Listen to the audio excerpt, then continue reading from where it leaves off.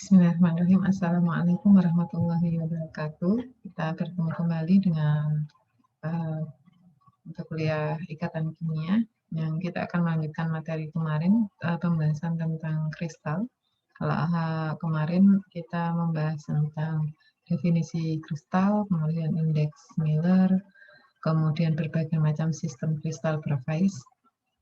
Hari ini kita akan melanjutkan ke arah sistem kristal yang bisa menentukan jari-jari atom serta unit sel parameter.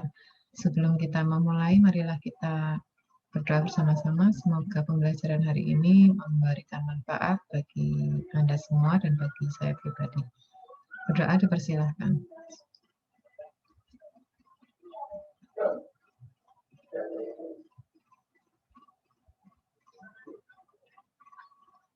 Berdoa selesai. Ya, Bapak akan share screen tentang kristal.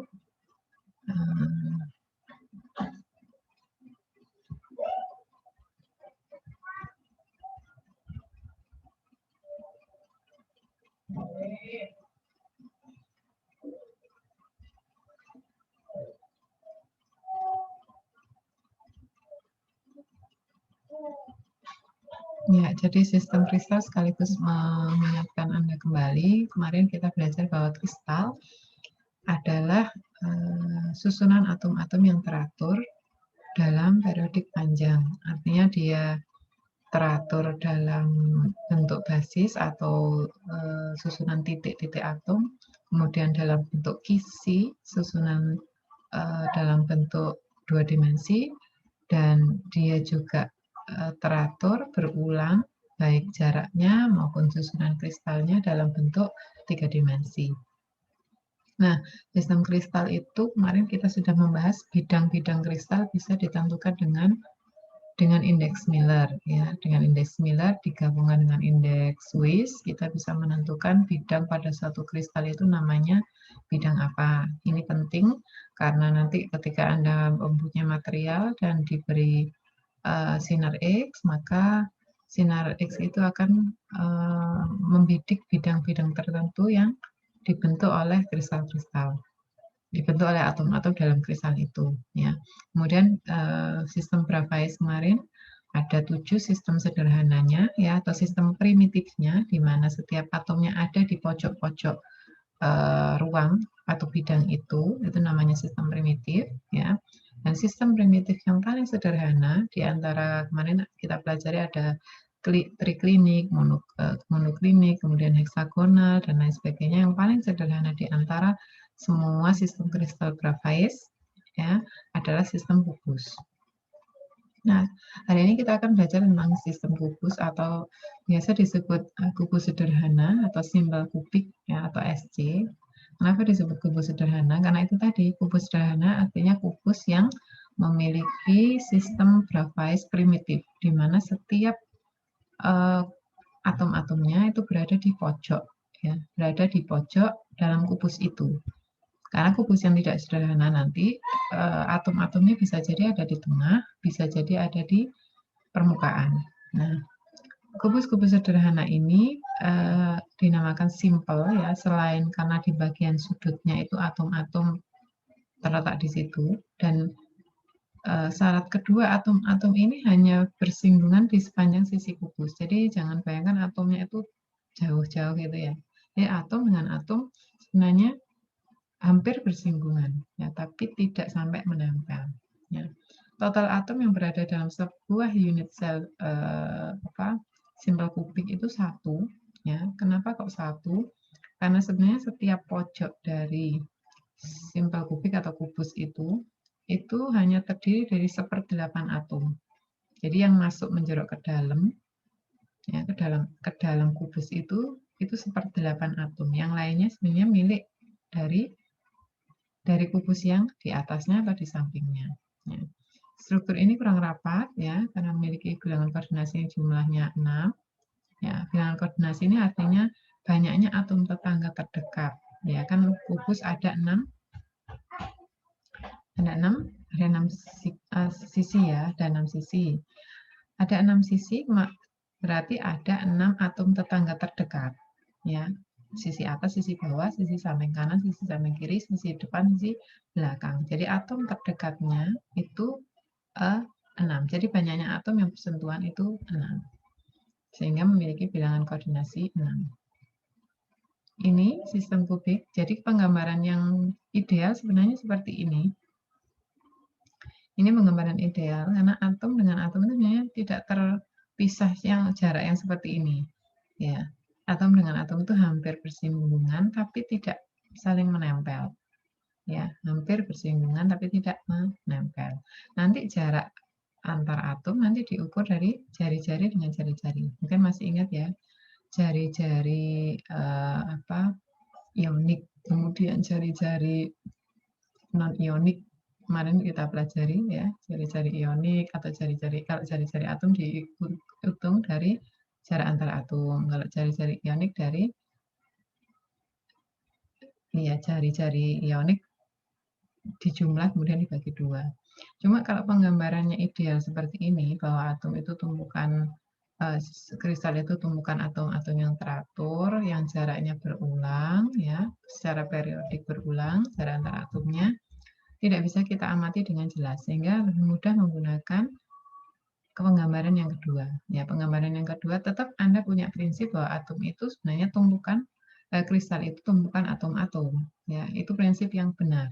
Cuma untuk penggambarannya agar lebih mudah kita buat seperti kubus seperti ini, ya. Kemudian ada jarak yang sepertinya jauh sekali. Ini kan sepertinya jauh sekali ya. Padahal jaraknya sangat dekat. Ya, hampir bertumpuk itu. Jaraknya jauh untuk memudahkan. Kembali ke jumlah atom dalam satu kubus, ya, satu simpel kubus, satu kubus sederhana, tadi dikatakan 1. Kok bisa, Bu? 1, karena sebenarnya satu atom kubus ini hanya dibangun oleh atom yang menjorok ke dalam. Coba perhatikan atom yang di atas ini. Atom yang menjorok ke dalam ini hanya 1/8. Kenapa 1/8? Di sini kan ada kubus di belakang, ada kubus di sampingnya, ada 2 ya. 4, kubus di atasnya juga 4. Jadi total kubus yang nempel di kubus ini di bagian belakang ada 7. 7 ditambah kubus ini sendiri 8. Ada 8 kubus. 8 kubus ditempeli oleh satu atom. Sehingga satu atom ini sebenarnya menyumbang 1/4 atom di dalam kubus utama. Jadi kubus utama ini hanya diisi oleh 1/4 atom pojok ini, pojok atas, ya, pojok atasnya ada 4, pojok bawahnya ada 4. Jadi ada 1 atom saja. Itu untuk simple kubik atau kubus sederhana. Nah, tipe struktur kristalnya ya selain kubus simple, ada yang lainnya lagi. Jadi kubus simple itu untuk menyederhanakan pembahasan karena yang paling gampang memang. Selain kubus simple atau simple kubik, nanti ada kubus-kubus yang lain yang tidak simple lagi, ya, ada 3. Sebenarnya ada 4, tapi yang keempat itu lebih rumit lagi, yaitu base, ya, kubus berpusat pada base-nya. Ini saya bahas 3 saja, yang lebih gampang kita pahami, karena mungkin nanti kalau Anda ingin belajar lebih lanjut, bisa belajar sendiri tentang kubus berpusat base, ya. Yang pertama, kubus berpusat ruang, namanya body center atau berpusat badan, ya, berpusat badan, body center kubik, sering diistilahkan dengan BCC. Kemudian kubus berpusat muka atau berpusat sisi, muka itu sama dengan sisi, atau face center kubik, ya, FCC. Kemudian ada tumpukan padat heksagonal, ya, namanya hexagonal prospect, namanya HCP. Ya, nanti semua material-material yang Anda sintesis, misalkan di bagian mata kuliah kolegium atau seminar kimia yang membahas tentang kristalinitas, pasti nanti Anda bertemu dengan jurnal-jurnal yang membahas tentang BCC, FCC, HCP gitu. Kemudian di dalam struktur atom ada yang namanya faktor rapat kemas atau APF, ya, APF, yaitu atomic packing factor, yaitu faktor rapat kemas, ya, faktor penumpukan atom, ya, atau faktor rapat kemas. Apa faktor rapat kemas itu? Faktor faktor rapat kemas itu sebenarnya perbandingan dari volume atom dalam satu unit sel dengan total volume unit sel, ya. Jadi volume atom dalam satu unit sel dibagikan dengan total volume, ya, dalam unit sel itu dikalikan jumlah atom yang terlibat. Kemudian juga nanti selain PF ada juga jari-jari dan jari-jari atau R ini maksudnya, dan unit cell parameter yang tiap geometrinya nanti bergantung, ya, berapa R-nya, berapa A-nya, berapa perbandingan R dan A tergantung dari sistem kristalnya, ya. Nah, sementara kita membahas FPV dulu. Kenapa FPV-nya ini kok rumusnya beda, Bu? Jadi yang atas itu FPF, ya, maksud saya FPF dengan jumlah atom. Jadi kalau jumlah atomnya 1, berarti Anda langsung bisa memakai FPF yang bawah ini. Tapi kalau yang mau Anda hitung FPF-nya itu lebih dari 1 atom, berarti lebih longgar, ya, ininya geometrinya, atau ada 2 geometri, berarti volumenya Anda pakai jumlah atom dikalikan volume atom 1 unit, ya, dibagikan volume total unit sel satuannya. Kita coba nanti seperti ini contohnya, ya. Ini FPF dari simbol kubik, ya. Volume atomnya kita pakai rumus volume bola, karena ini kan bola, ya. Ya, bukan lingkaran, tapi ini bola pejal, berarti volumenya kita menggunakan volume bola. 4/3 PR pangkat 3. Ya, 4/3 PR pangkat 3. R-nya sendiri nanti kita ganti dengan setengah A. Ya, R-nya kita ganti dengan setengah A. Kemudian menjadi Pi per 6 A pangkat 3. Ya, jadi R-nya kita ganti dengan setengah A. Jadi jari-jari ini itu setengah A. Nah, jari-jari yang di sini, ya, itu setengah A. Karena kalau A itu ya full, ya, dari titik ini ke titik setelahnya itu 1 unit sel, 1 ukuran terkecil jarak antar atom, ya, jarak antar atom. Jadi kalau kita mengistilahkan panjang ikatan, tapi di sini jarak antar atom karena bicaranya kristal, bicaranya kristal. Jadi volume atom, ya, volume 1 atom ini itu adalah, boleh Anda tuliskan langsung 4/3 PR pangkat 3, ini sudah betul. Atau kalau Anda mau mengubah menjadi unit sel, berarti Anda konversi R-nya menjadi setengah A. Sehingga hasilnya volume atom adalah Pi per 6 A pangkat 3. Kemudian kalau volume unit sel keseluruhan itu adalah A pangkat 3. Kenapa A pangkat 3 ini? Satu kubus ini kita hitung volumenya, ya. Berarti kan sisinya yang sebelah sini A, ya, sisi apa, kalau kita menyebutnya sisi panjang, lebar, tinggi, atau sisi kali sisi kali sisi. Karena ini kubus berarti sisinya sama. Berarti A dikali A dikali A, ya. Panjang kali lebar kali tinggi. A kali A kali A sama dengan A pangkat 3. Apakah boleh diganti dengan R, Bu? Boleh, silahkan. Kalau diganti R kan berarti ini R kali tambah R, ya, berarti 2R. 2R pangkat 3, berarti 8 R pangkat 3, boleh. Sehingga rapat kemasnya, karena tadi yang terlibat itu hanya 1 atom, ingat ya, yang terlibat hanya 1 atom, karena yang menjorok ke dalam kubus itu hanya 1/8 di setiap pojok. Jadi ini kelihatannya 1 lingkaran, tapi yang terlibat di dalam membentuk 1 kubus itu kan hanya 1/8. 1/8 dikali 8 berarti hanya 1 atom. 1 atom dikalikan volumenya 1 atom, ya, volumenya 1 atom itu Pi per 6A pangkat 3 dibagi A pangkat 3. Sehingga kalau kita coret A pangkat 3-nya menjadi Pi per 6. Ya, Pi per 6 kalau dituliskan adalah 0,52.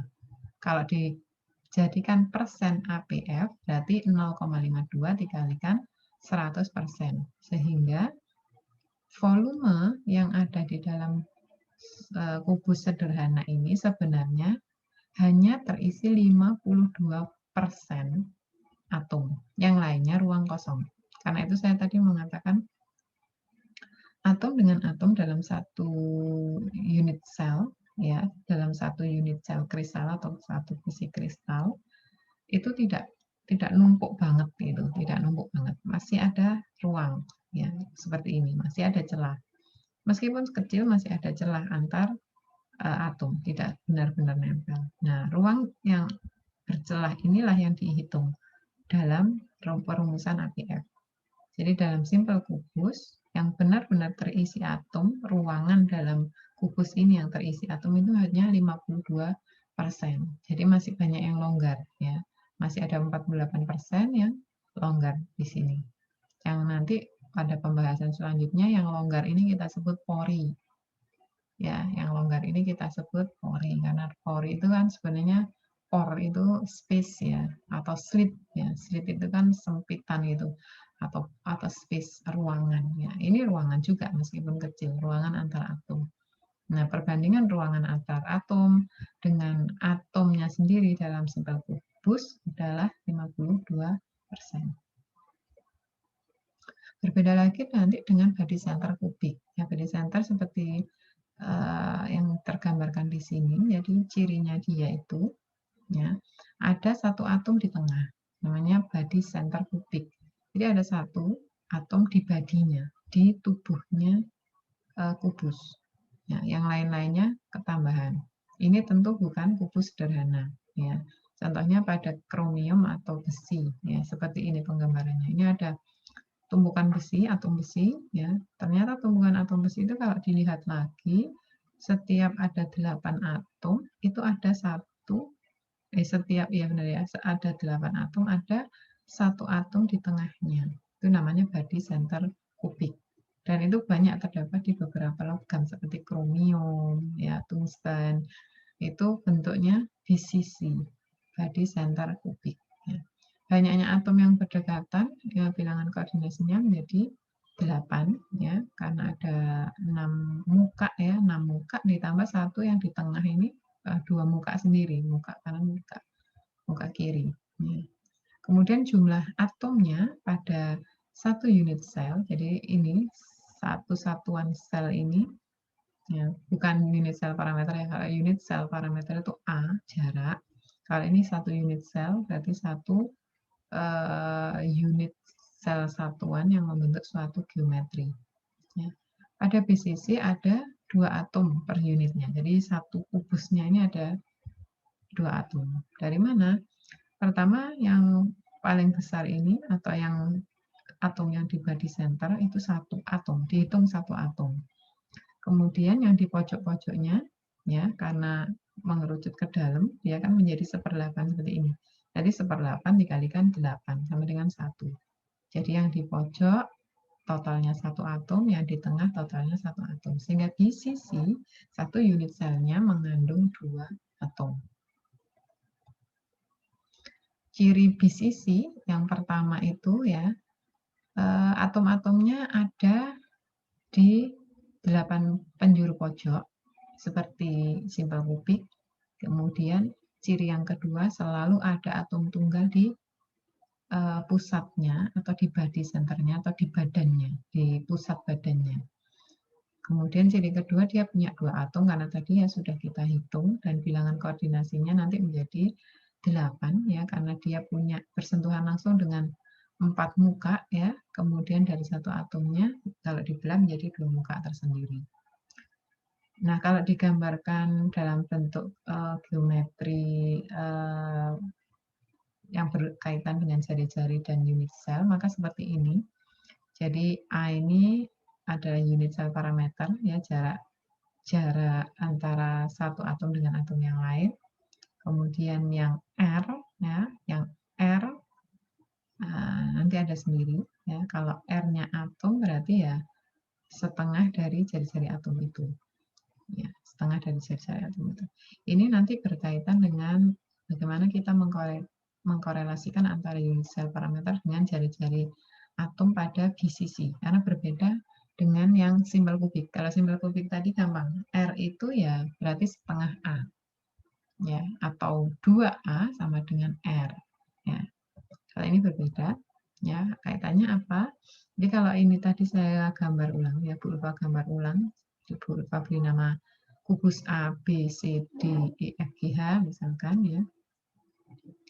Yang AC ya, yang AC di sini itu kan AB kuadrat ditambah BC kuadrat ya.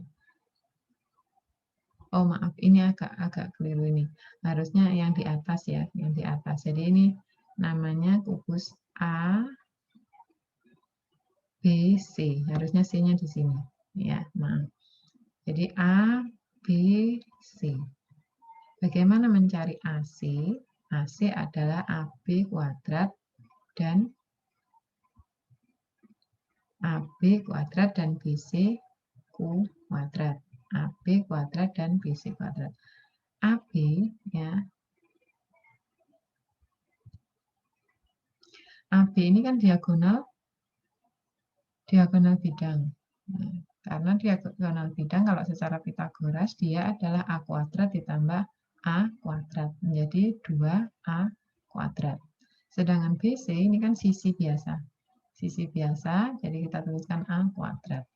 Sehingga AC atau diagonal ruang sama dengan A akar 3. Karena A akar 3 ini sama dengan 4R, ya, dari mana Bu 4R? Kan tadi ada satu atom di tengah.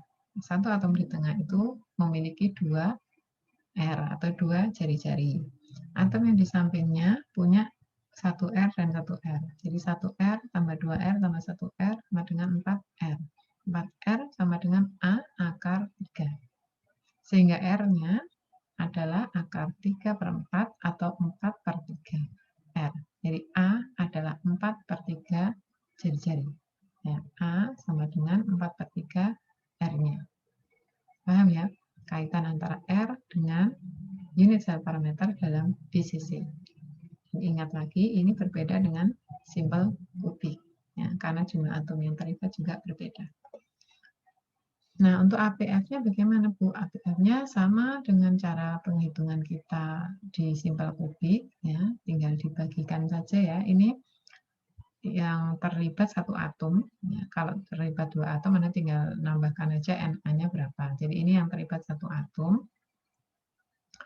Tinggal kita bagikan volume atomnya, berarti kan 2, 4/3 pi, ya. Ini atom unit selnya, unit sel atom yang terlibat kan 2, ada yang di tengah, ada yang di samping. Tapi dia ini satu unit sel, karena satu unit sel memang terdiri dari 2 atom. 2, 4/3 kali pi, ya, dikalikan volume biasa, A akar 3A per 4. Jadi R-nya tadi sudah diganti dengan, ya, R-nya sudah diganti dengan akar 3A per 4. Tinggal dikalikan akar 3A kali 4 pangkat 3. Terus volumenya jelas sama ya, berarti A kali A kali A tidak ada masalah, karena meskipun ada bagi satu atom di body center tidak ada masalah, volumenya tetap A pangkat 3 karena sisinya adalah, sisi kubus ini adalah A. Nah, panjangnya A. Ya, jadi kalau dibagikan berarti 2 kali 4/3 pi dikali akar 3A per 4 pangkat 3 dikali A pangkat 3. Nanti A pangkat 3-nya ada coret, ya, Anda hitung. Dapatnya untuk di sisi itu 0,68. Nanti silakan dibuktikan. 0,68. Lebih rapat mana? Di sisi atau simple kubik? Ya, yang lebih rapat adalah BCC, karena simple kubik tadi hanya 0,52, BCC 0,68. Ini logis karena apa? Di tengah dia sudah ada satu atom, ya. Berarti kan yang tersisa itu hanya space di samping kanan kirinya atom pojok, ya. Otomatis dia lebih kecil lagi, ya, ruang atomnya lebih rapat, ya. Dikatakan kalau APF-nya 0,68, sedangkan simple kubus 0,52, berarti BCC ini rapat kemasnya lebih tinggi, dia lebih rapat atom-atom yang terlibat. Kemudian kalau mau dihitung seperti ini ya, tadi sudah Bu Ulfa jelaskan, jadi tinggal Anda nyari volume atomnya berapa, udah ketemu. satu unit selnya otomatis sudah A pangkat 3. Kalau dihitung secara teliti lagi, hasilnya 0,68. Jadi tinggal dimasukkan saja yang ini. Ya. Boleh Anda menggunakan R seperti ini. Ya. Jadi misalkan langsung 4/3 pi R pangkat 3. Seperti ini boleh. Ya. Atau Anda konversi menjadi bentuk unit juga boleh. Menjadi bentuk unit lebih gampang karena volumenya kan lebih gampang. Volumenya kita menggunakan A, bukan menggunakan 2R. Ya. Kalau menggunakan A pangkat 3 langsung bisa dicoret-coret. Ya, coret-coret 3pi, akar 3pi per 16. Ya, akhirnya menjadi 3pi per 8. Oke. Lanjut ke FCC. Ini berbeda lagi ya tingkat kerumitannya. Jadi FCC itu adalah face center cubic structure, di mana ada atom-atom ya yang berada di muka. Karena itu disebut face center, berpusat muka seperti ini. Ya, pada tembaga misalkan atau aluminium, kalau kita lihat lebih dalam atomnya, 8 atom pojok itu masih diselipi satu atom di tiap muka. Nah, jadi 8 atom pojok masih diselipi oleh berapa? 6 atom di sisinya. Jadi tiap sisi ada satu atom. Ya, tiap sisi ada satu atom. Ya, sehingga bilangan koordinasinya 12 ya. Dari pojok ini 8 ya, kemudian dari ditambah 4 atom yang berada di muka. Jadi 8 ditambah 4 sama dengan 12 ya. Bilangan koordinasi itu bilangan di mana satu atom paling dekat dengan tetangganya. Jadi dihitung jumlah tetangganya. Ini jumlah tetangganya ada 12. Nah, kemudian jumlah atom dalam satu unit sel berapa? Ya, berbeda lagi dari simple kubik atau body center ya. Karena pada FCC ini seperti penggambaran ini, kalau seperti ini mungkin Anda melihatnya ada 12 atom ya. Tapi kalau seperti ini berbeda. Sepertinya ada 12 atom yang terlibat, tapi kalau yang membentuk satu kubus, perhatikan di sini, ini ada 1/4 atom pada tiap pojok. 1/4 atom kalau ada tiap pojok berarti 1/4 kali 8. Sama dengan ada 1/8 atom ya, maaf. 1/8 atom dalam tiap pojok. 1/8 kali 8 berarti 1 atom dari setiap pojok. Kemudian dari tiap sisi, kan ada punya sisi 6 ya. Punya sisi 6. Satu sisi itu menyumbangkan setengah atom. Jadi setengah atom dikalikan 6. Berarti sama dengan 3. 3 ditambah 1 yang dari pojok tadi berarti 4 atom. Jadi yang terlibat dalam satu unit sel itu 4 atom. Ya. Jadi melihatnya nggak boleh, ini 12 Bu. Berarti 12 atom yang terlibat. Nggak boleh. Karena yang kita bicarakan itu yang membentuk satu unit. Ya. Satu unit sel saja. Bukan yang membentuk banyak unit ya. Jadi yang satu unit itu apa ya? Satu unit kubus. Yang membentuk satu unit kubus adalah 4 atom. Itu khusus face center kubik. Seperti ini. Nah, nanti kaitan R dan N-nya juga berbeda dari body center maupun simple kubik. Kalau simple kubik tadi langsung ya, R itu adalah setengahnya A ya. Kemudian bis sisi juga seperti itu. Tapi kalau yang ini agak berbeda. Jadi kalau saya gambarkan seperti ini, ya, kemudian saya membuat garis untuk ditarik ya dari A, ya, dari A ke A, kemudian saya tarik diagonal ruang, ya. Berarti AB kuadrat dan BC kuadratnya A kuadrat tambah A kuadrat, ya, A kuadrat tambah A kuadrat. Setiap A kuadrat ini R-nya 4R. Sama ya, R-nya sama. Ya. R-nya sama. Bu, ini kenapa kok A kuadrat ditambah A kuadrat? Kan karena diagonal ruangnya ini kan hanya terdiri dari A kuadrat dengan A kuadrat saja, samping dan samping, tidak ada pengaruhnya. Ya, sehingga AC sama dengan A akar 2. 4R sama dengan A akar 2. Ya, sehingga R-nya sama dengan akar 2 per 4 atau 4 per R, 4 per akar 2 R. Ya, terserah Anda mau pakai yang mana. Mau pakai yang akar 2 per akar 4 atau A sama dengan 4R per akar 2. Boleh digunakan dua-duanya. Ya, kalau 4R-nya sudah jelas ya. 4R-nya ya. Iya, ada R yang dari dalam 1 ya. Yang dari setengah-setengah ini 2 ya. Kemudian yang dari satunya 1. Ya, kita lanjut. Untuk APF-nya bagaimana? Sama persis penghitungannya. Jadi Anda tinggal mengalihkan jumlah atomnya. Jumlah atom yang terlibat 4. Kemudian total keseluruhan volume atom, satu atom itu 4 per 3 pi kali akar 2A per 4 pangkat 3. Ya. Kemudian volume totalnya A pangkat 3. Sehingga APF untuk BCC adalah 0,74. Jumlah atom dalam unit sel tadi sudah kita sepakati ya. Ada 1/8 atom dari setiap pojok, berarti 1 atom. Kemudian ada setengah atom dari tiap sisi.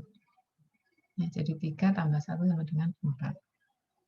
Ini penghitungan lengkapnya, kalau mau Anda tuliskan ya. Jadi volume atom pada FCC, kalau ditotalkan dalam 4 per 3 pi R pangkat 3. Kemudian 4 per 3 pi, Anda kalikan dengan konversi tadi, akar 2 per 4, A pangkat 3, sehingga volume atomnya adalah akar 2 pi per 24 A pangkat 3.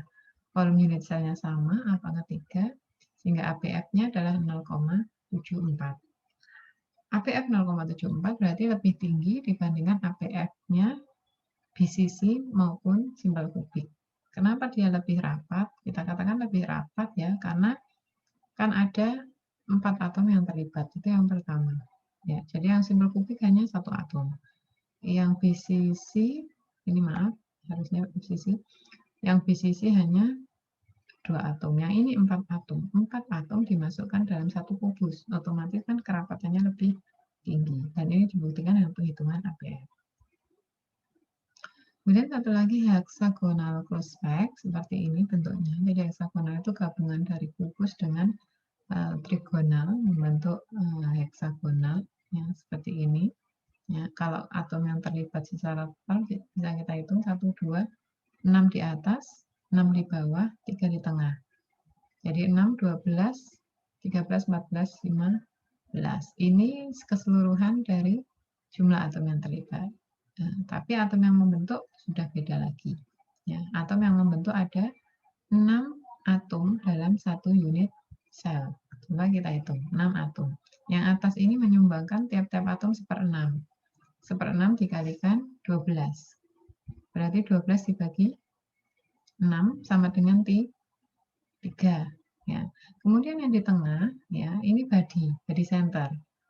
Jadi terlibat semuanya di dalam. Jadi ada 3. 3 ditambah 3 berarti sama dengan 6. Bilangan koordinasinya 12. Kenapa tidak 15, Bu? Karena yang di atom yang di tengah ini ada di body center.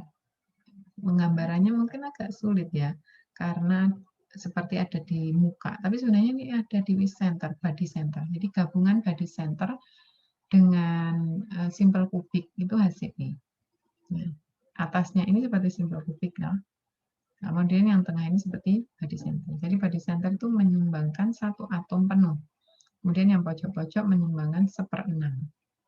Ya, karena ini ada 12 atom, berarti 1/6 kali 12. Kemudian APF-nya 0,74, hampir sama dengan FCC. Ya. Kemudian terdapat pada kadmium, magnesium, titanium, dan zinc. Ini penjelasan lebih lengkapnya. Jadi ada 12 atom terletak di sudut, ya, dan 2 atom berada di tengah dengan besarnya setengah bagian. Dan 3 atom yang terletak di bidang tengah, sehingga struktur hasilnya memiliki 6 atom dalam satu unit sel. Ya. Oh iya, ada yang kurang ya. Jadi ini memang agak kompleks. Gabungan dari FCC, BCC, dan simbol kubik. Saya ralat lagi ya. Tadi paling pojok ini menyumbangkan 1/6. 1/6 dikalikan 12, 12 dibagi 6 sama dengan 12 bagi 6 sama dengan 3. 12 bagi 6 sama dengan 2. Kemudian ada yang di pusat muka, 2. Ini belum kita hitung tadi. Ini menyumbangkan setengah. Setengah kali 2 sama dengan 1, berarti 3. Ya, ditambahkan yang di body center ada 3. Ya, 3 tambah 3 sama dengan 6. Sudah clear ya? Jadi ada yang di pojok, 12 atom. Ada yang di sisi, 2 atom. Ada yang di body, 3 atom. Sehingga jumlah totalnya sama dengan 12 dan APF-nya sama persis dengan FCC. Nah, kenapa APF-nya HCP dengan FCC kok sama, Bu? Padahal jumlah atomnya yang terlibat berbeda. Ini berbeda karena memang sistem ruangnya berbeda. Sistem ruangnya heksagonal kan ada berapa sisi kalau kita hitung? Ada 6, 7, 8. Ada 8 sisi. Padahal kalau kubus 6 sisi. Itu saja sudah menyebabkan volumenya berbeda. Volumenya berbeda, volumenya lebih besar. Kemudian atom yang terlibat, coba Anda perhatikan atom yang terlibat lebih banyak. Ya, volumenya lebih besar, atom yang terlibat lebih banyak. Sehingga kerapatannya sama dengan FCC yang atomnya lebih sedikit tapi volumenya juga kecil. Ya, istilahnya sumurnya banyak tapi yang dimasukkan juga banyak. Ada lagi satu lagi kita pakai drum tapi yang kita masukkan juga setara dengan volume drum itu. Itu yang HCP. Nah, kemudian contoh-contoh sekarang dari logam-logam atau material ya. Ini yang dicontohkan semuanya logam yang dia punya struktur kristal masing-masing dan punya radius atau radius atom masing-masing ya. Kemudian masing-masing semuanya punya sistem kristal ya, sistem kristal yang berbeda-beda. Nanti coba sebagai tugas ya. Di sini kan sudah ditampilkan jari-jari atomnya ya masing-masing. Misalkan aluminium, jari-jari atomnya 0,1431. Struktur kristalnya FCC. Coba dari masing-masing logam yang ditampilkan di tabel 3.1 ini, tugas yang pertama, coba Anda gambarkan ya.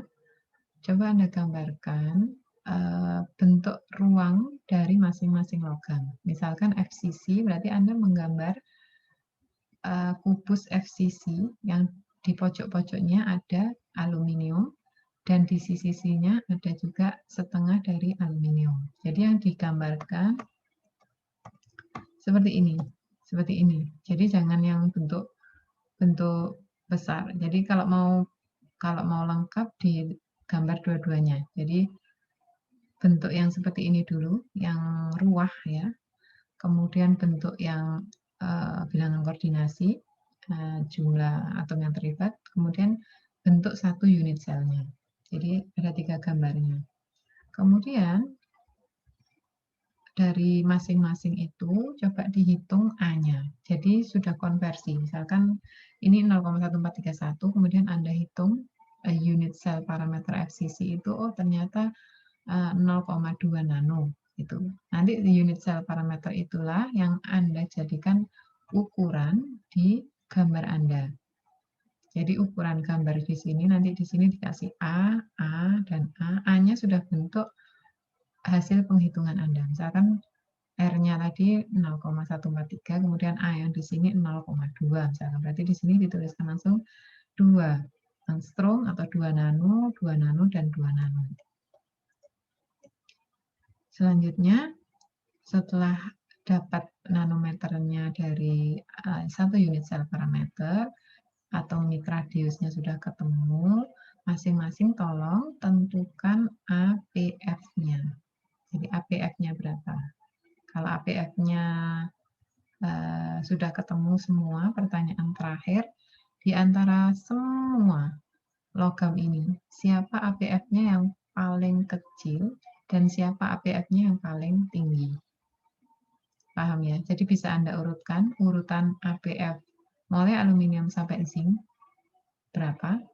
Setelah itu Anda tentukan mana yang paling rendah dan paling tinggi. Jelas ya tugas kali ini ya, sederhana tugasnya.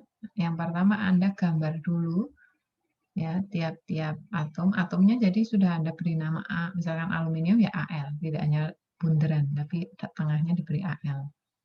Yang kedua, setelah menggambarkan tadi bentuk ruah, kemudian bentuk bilangan koordinasi dan bentuk satu unit selnya Anda hitung A-nya, sehingga satu unit sel kubus itu sudah ada gambarannya. Oh, ini A-nya sekian, A-nya sekian, dan A-nya sekian. Setelah itu hitunglah APF masing-masing, kemudian urutkan APF itu ya dari yang terkecil sampai yang terbesar dan simpulkan mana di antara semua logam ini yang rapat kemasnya paling tinggi.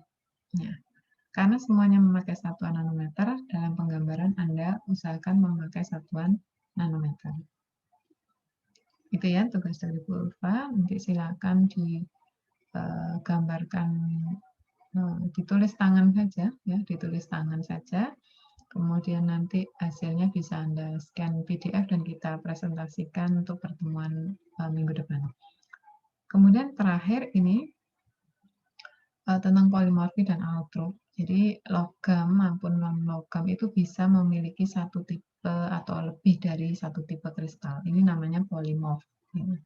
Polimorf. Ada juga unsur padat yang disebut allotrop, ya, allotrop. Jadi kalau bentuknya logam atau non-logam, ya punya beberapa sistem kristal, itu namanya polimorf. Tapi jika ditemukan pada unsur padat, ya harus padat ini, maka namanya allotrop. Padat tapi bukan logam, misalkan karbon ya, karbon itu kan bukan logam. Tapi dia punya lebih dari satu sistem kristal, maka namanya allotrop. Ya. Polimorf maupun allotrop itu dipengaruhi oleh temperatur dan tekanan. Misal nih, silika, pasir ya, pasir itu kan mengandung silika. Silika dalam pasir itu amorf, ya, amorf. Nanti kalau kita beri temperatur dan tekanan tinggi, dia berubah menjadi kaca. Ya, kaca itu kristal, ya, sudah kuarsa. Bentuk kristalnya sudah berbeda dengan kristal amorf yang ada di dalam pasir, kuarsa. Kuarsa nanti kita tingkatkan lagi temperatur dan tekanannya, dia bisa berubah lagi, ya, bentuk quartz atau yang lainnya yang lebih bagus, gitu. Ya. Atau contoh yang lain karbon, allotrop. Karbon biasa kita bakar kertas, kayu, itu kan jadi karbon. Tapi karbon yang kita dapatkan adalah karbon amorf, ya, bukan kristal, karena tidak teratur. Jarak antar atomnya tidak teratur, atom-atomnya semuanya karbon, tapi jarak antar atomnya tidak teratur sehingga tidak membentuk perulangan dalam periodik yang sangat panjang. Itu. Tapi kalau karbon ini kita beri temperatur tinggi, kita beri tekanan yang sangat tinggi, ya, lama-lama dia akan berubah menjadi grafit yang kita pakai sebagai pensil itu, ujung pensil itu kan ada grafitnya, ya, ada grafitnya. Nah, itu kristalnya sudah meningkat. Ya. Nanti setelah grafit kita ubah lagi, kita beri temperatur lagi, tekanan yang tinggi, dia bisa menjadi lembaran grafen, ya, lembaran grafen lebih tinggi dari grafit. Nanti kita beri tekanan lagi sampai maksimal, kita akan menemukan intan atau berlian. Ya, intan itu atom, ya, allotropnya atom karbon. Ya, bentuknya sudah sangat berbeda. Kalau intan itu jelas-jelas kristal.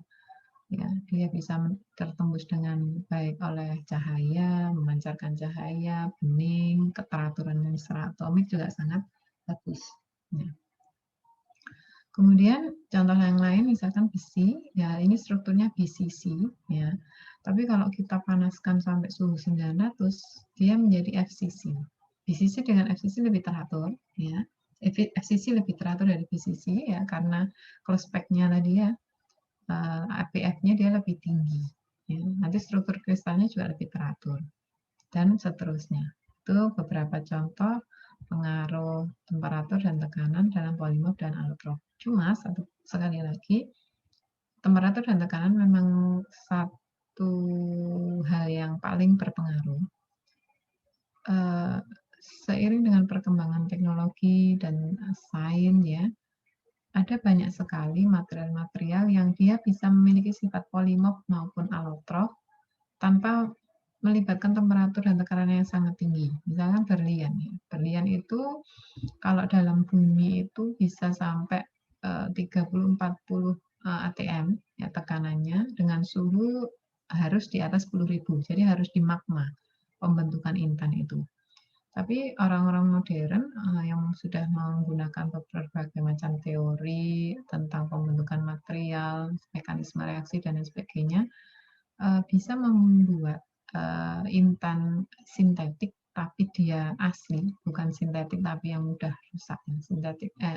Sintetik artinya dibuat, tapi asli ya seperti intan-intan dari alam ya, menggunakan metode-metode seperti penambahan surfaktan, penambahan asam, penambahan basa. Jadi mereka merubah kondisi yang ada sehingga terbentuk energi yang cukup untuk membentuk atau mengubah karbon aktif menjadi intan.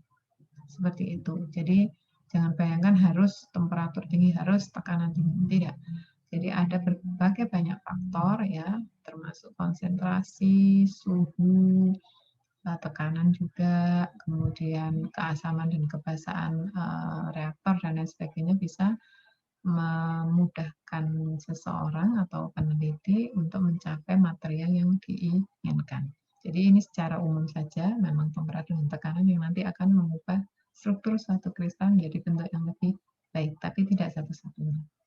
Mungkin ini akhir dari ini ya, pembelajaran kita. Jadi tugasnya yang tadi di tabel 3.1 itu silakan dikerjakan. Mungkin ada 1-2 orang yang saya minta untuk presentasi. Kemudian ada soal lagi, saya share di Google Classroom. Kalau waktunya tidak cukup, mungkin bisa saya gunakan untuk tugas pekan depan. Ya. Sementara itu yang bisa Bu Ulfa sampaikan hari ini. Bu Ulfa akhiri dulu sebelum kita sesi tanya jawab di Meet atau mungkin di Google Classroom. Jika ada yang masih ingin didiskusikan, silakan dituliskan di Google Classroom dan kita akan bertemu untuk konfirmasi mungkin di Meet jika diperlukan. Mohon maaf jika ada kekurangan, semoga bisa dipahami dan bermanfaat bagi kita semua. Dulu akhiri, Assalamualaikum warahmatullahi wabarakatuh.